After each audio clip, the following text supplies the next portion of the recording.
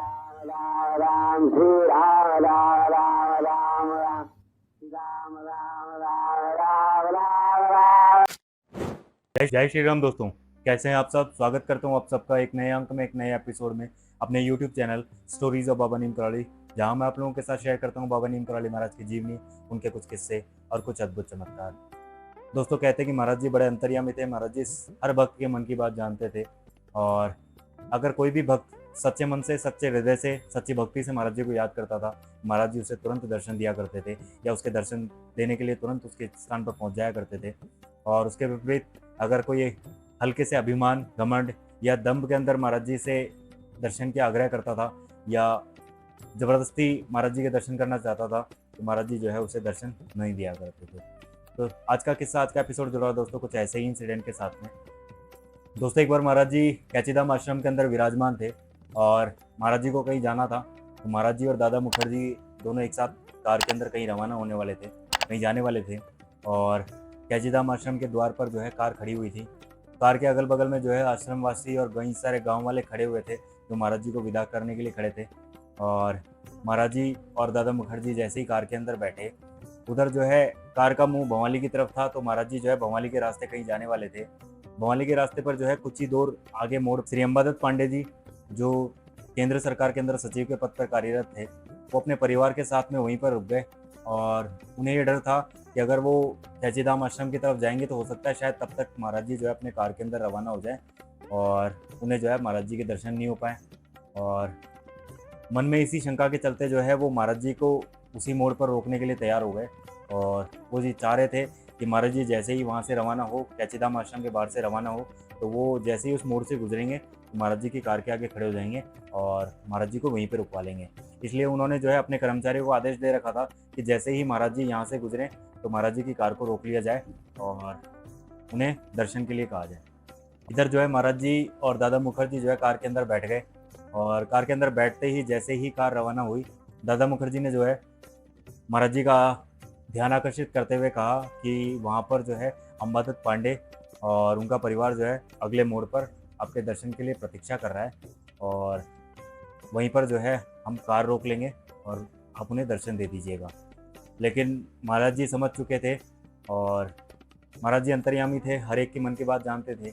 अब उस समय श्री अंबादत्त पांडे जी के मन में क्या चल रहा था वो महाराज जी जानते और वो जाने।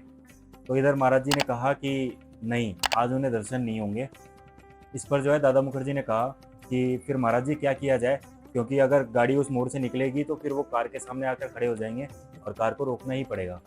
और इसके बाद में फिर महाराज जी ने दादा मुखर्जी से कहा कि तुम चिंता मत करो, एक काम करो, तुम पिछली सीट पर जाकर इस तरीके से चेहरा नीचे करके बैठ जाओ कि बाहर किसी को चेहरा तुम्हारा दिखाई नहीं दे। और महाराज जी का आदेश पाकर जो है दादा मुखर्जी ने वैसा ही किया, और पीछे वाली सीट पर जो है दुबक कर अंदर छुप कर बैठ गए। अपने सर नीचे होने की वजह से उन्हें बाहर का दृश्य दिखाई नहीं दे रहा था। और कुछ पल के बाद में जो है महाराज जी ने वापस उन्हें सही तरीके से होकर बैठने के लिए कहा, सीधे होकर बैठने के लिए कहा, और दादा मुखर्जी ने वैसा ही किया। लेकिन जैसे ही उन्होंने सीधे बैठकर देखा तो उन्होंने देखा कि जो मोड़, जिस मोड़ पर अंबादत्त पांडे जी खड़े थे, वो मोड़ निकल चुका था और वो काफ़ी आगे आ चुके थे। और इधर जो है अंबादत्त पांडे और उनका परिवार देख जो है वो महाराज जी के आने के लिए वेट कर रहा था, वहाँ पर प्रतीक्षा कर रहा था उस मोड़ पर। और महाराज जी की कार आश्रम से रवाना होकर उन्हें आती हुई दिखाई दे रही थी, लेकिन कुछ दूर आने के बाद में जो है वो कार अचानक से वहाँ से गायब हो गई, उनकी आंखों से ओझल हो गई। और वो इधर उधर देखते रह गए कि महाराज जी अचानक से कार से ही कहाँ गायब हो गए, कहाँ चले गए। और कार तो इसी दिशा से आनी थी और इसी मोड़ से आनी थी, क्योंकि इसके अलावा और कोई दूसरा रास्ता भी नहीं है। महाराज जी अचानक से कहाँ चले गए, ये देखकर जो है सारा परिवार चिंतित था। उनके कर्मचारी भी जो है थोड़ा सा देखकर आश्चर्य में पड़ गए कि अभी महाराज जी की कार आ रही थी और सामने से दिख रही थी, लेकिन अचानक से उनकी सबकी आंखों के सामने से ओझल हो गई और अचानक से अदृश्य हो गई। ऐसा कैसे हुआ? इसके बाद में जब वो पूरा परिवार वहाँ जाकर कैचीधाम के अंदर जो भक्त खड़े थे, जो आश्रम वाले खड़े थे, उनसे सारी बात बताई। और तुम आश्रम वाले जो भक्त थे उन्होंने कहा कि नहीं, महाराज जी तो जो है यहाँ से रवाना हुए और उसी मोड़ से आपके सामने से निकले। और ये बात सुनकर जो है अंबादत्त पांडे जी आश्चर्य में पड़ गए और उनके परिवार वाले आश्चर्य में पड़ गए कि ऐसा कैसे हुआ। भक्तों ने उन्हें समझाया कि महाराज जी हमेशा जो है सच्चे मन से जो महाराज जी को याद करता है, सच्चे हृदय से, सच्ची भक्ति से याद करता है, महाराज जी उन्हें दर्शन जरूर देते हैं। हो सकता है शायद आज दर्शन करने के पीछे उनका मन जो है आज सच्ची श्रद्धा और सच्चा मन नहीं होगा, सच्ची भक्ति नहीं होगी, और इसी वजह से जो है महाराज जी ने आज उन्हें दर्शन नहीं दिए, और इसीलिए जो है वो गाड़ी समेत जो है उनकी आंखों से ओझल हो गए।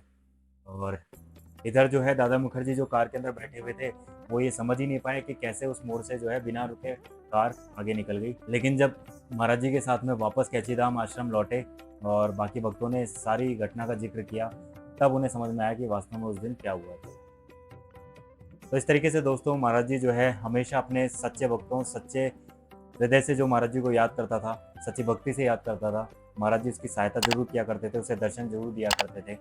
लेकिन इसके विपरीत अगर कोई घमंडी और कोई अपने दम्भ में या फिर किसी अहंकार से महाराज जी को याद किया करता था या ज़बरदस्ती महाराज जी को दर्शन करने के लिए प्रेरित करता था, तो महाराज जी उसे दर्शन नहीं दिया करते थे। तो आज के अंक में, आज के एपिसोड में इतना ही दोस्तों।